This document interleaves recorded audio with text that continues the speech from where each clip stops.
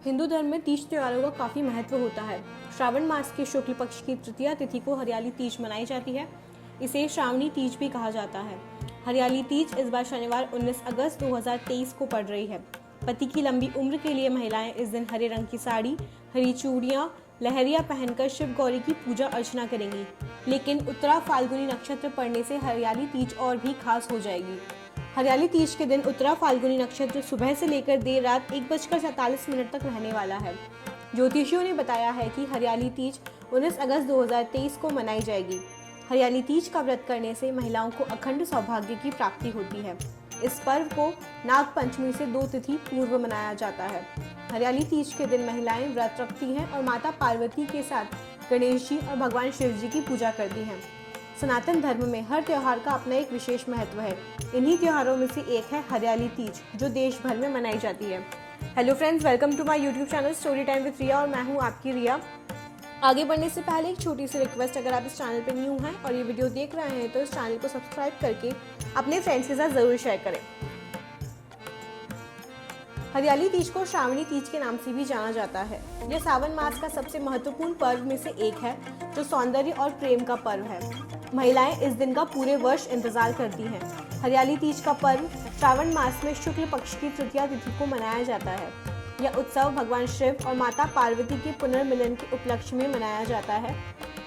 यह पर्व प्रकृति से जुड़ने का पर्व है। हरियाली तीज का जब पर्व आता है तो हर तरफ हरियाली छा जाती है, पेड़ पौधे उजले उजले नजर आने लगते हैं। ज्योतिषी ने बताया है कि ज्योतिष शास्त्र के अनुसार श्रावण मास के शुक्ल पक्ष की तृतीया तिथि 18 अगस्त शुक्रवार रात 8:01 से शुरू हो रही है और 19 अगस्त शनिवार रात 10:19 पर समाप्त हो जाएगी, जिससे हरियाली तीज 19 अगस्त को मनाई जाएगी। हरियाली तीज का पर्व भगवान शिव और माता पार्वती के मिलन के उपलक्ष्य में मनाया जाता है। पौराणिक कथा के अनुसार यह वह दिन है जब देवी ने शिव की तपस्या में 107 जन्म बिताने के बाद पार्वती को अपनी पत्नी के रूप में स्वीकार किया था। इस व्रत को रखने से स्त्री के पति को लंबी उम्र का वरदान मिलता है। यह व्रत महिलाओं के शारीरिक और मानसिक स्वास्थ्य को बनाए रखने में भी मदद करता है। साथ ही यह व्रत श्रद्धालु को मानसिक विकारों से निजात दिलाता है। ज्योतिषियों के अनुसार हरियाली तीज पर 3 शुभ योग, सिद्धि योग, बुध आदित्य योग और त्रिग्रही योग का संयोग बन रहा है। इस दिन कन्या राशि में चंद्रमा, मंगल और शुक्र की युति से त्रिग्रही योग का निर्माण होगा, जो व्रती को धन और करियर में लाभ पहुंचाएगा। वहीं सिंह राशि में सूर्य और बुध की युति से बुध आदित्य योग बनेगा। इस दिन बनने वाले सिद्ध योग से व्रती की पूजा, मंत्र आदि सभी सिद्ध हो जाएंगे। ज्योतिष शास्त्र के अनुसार हरियाली तीज की पूजा के लिए 3 शुभ मुहूर्त के योग बन रहे हैं। इस दिन आप सुबह 7:30 से 9:08 तक पूजा कर सकते हैं। इसके बाद आप दोपहर 12:25 से शाम 5:19 तक शुभ मुहूर्त में पूजा कर सकते हैं। हरियाली तीज पर सुहागिन स्त्रियां पति की लंबी आयु और सुख समृद्धि के लिए व्रत रखती हैं। महिलाएं इस दिन भगवान शिव और माता पार्वती की उपासना करती है।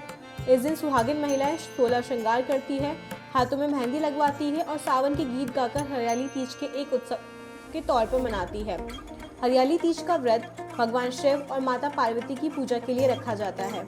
हरियाली तीज के दिन माँ पार्वती और भगवान शिव की तस्वीर चौकी पर स्थापित करनी चाहिए। पूजा के लिए चौकी पर पीला कपड़ा, केले के पत्ते और कच्चा सूत भी रखें। इस दिन व्रत के लिए बेलपत्र, धतूरा, शमी के पत्ते, भांग, नारियल, धतूरा, एक कलश, 5 सुपारी, साफ चावल, दूर्वा घास, गाय का दूध, देसी घी, श्रीफल, चंदन, दही, मिश्री, शहद और पंचामृत, इन सभी सामग्री को अवश्य एकत्र कर लें।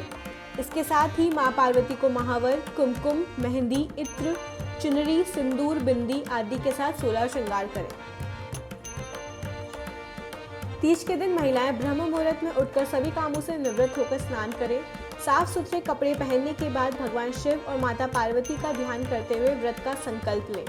इस दिन बालू के भगवान शंकर व माँ पार्वती की मूर्ति बनाकर पूजा किया जाता है और एक चौकी पर शुद्ध मिट्टी में गंगा जल मिलाकर शिवलिंग, रिद्धि सिद्धि सहित गणेश, पार्वती एवं उनकी सहेली की प्रतिमा बनाई जाती है। माता को श्रृंगार का सामान अर्पित करें। इसके बाद भगवान शिव, माता पार्वती का आवाहन करें।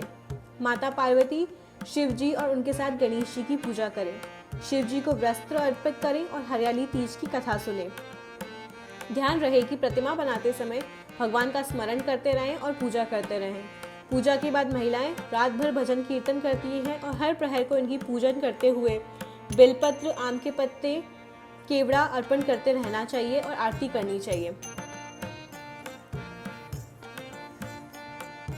ज्योतिष विज्ञान के अनुसार भोलेनाथ कहते हैं कि हे पार्वती, इस शुक्ल पक्ष की तृतीया को तुमने मेरी आराधना करके जो व्रत किया था, उसी के परिणाम स्वरूप हम दोनों का विवाह संभव हो सका।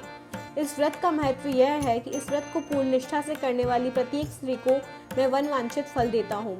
भोलेनाथ ने पार्वती जी से कहा था कि जो भी स्त्री इस व्रत को पूरी श्रद्धा और निष्ठा से करेगी, उसे तुम्हारी तरह अचल सुहाग की प्राप्ति होगी। मान्यता है कि इस कथा को जो भी स्त्री पढ़ती है या सुनती है, वो अखंड सौभाग्यवती होती है।